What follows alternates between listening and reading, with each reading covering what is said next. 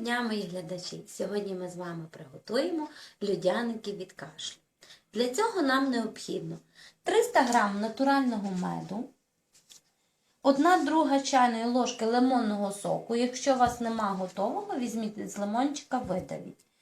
І, звичайно, нам потрібно буде 1 чайна ложка меленого імбирю.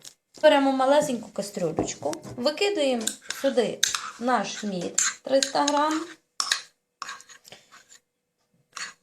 Мід з пасіки, квітковий. Я так думаю, що підійде будь-який мід.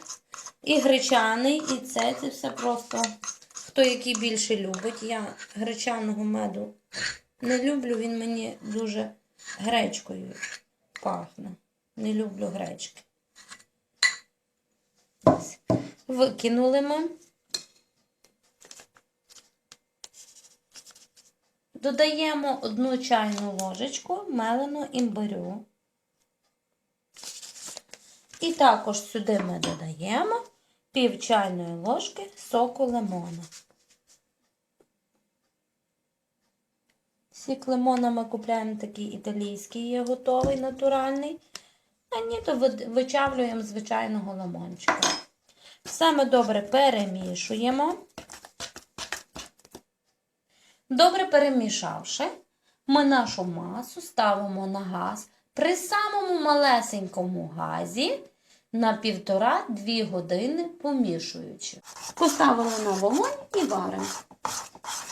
Так вариться мід з імбирем. Масу ми проварили рівно годину на самому маленькому вогні, який тільки можна зробити. І пробували, воно вже застигає. Ми виключили.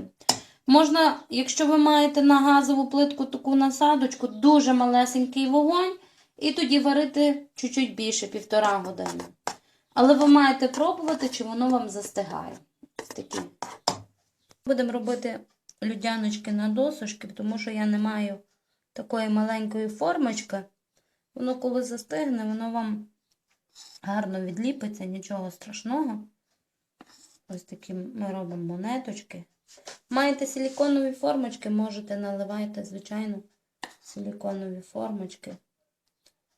Воно вам застигне. Роблю такі хвостики, ставлю, щоб дітки мали за що взяти. Можна, звичайно, такі купити шпажки, щоб дітям було цікаво.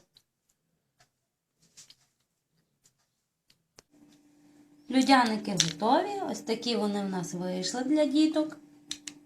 Хочу вам зробити одну замітку. Не робіть так, як робила я, розливала на дерев'яну дошку. Тому що ми ледь відшкрябали її від дошки. Саме краще буде силіконова форма.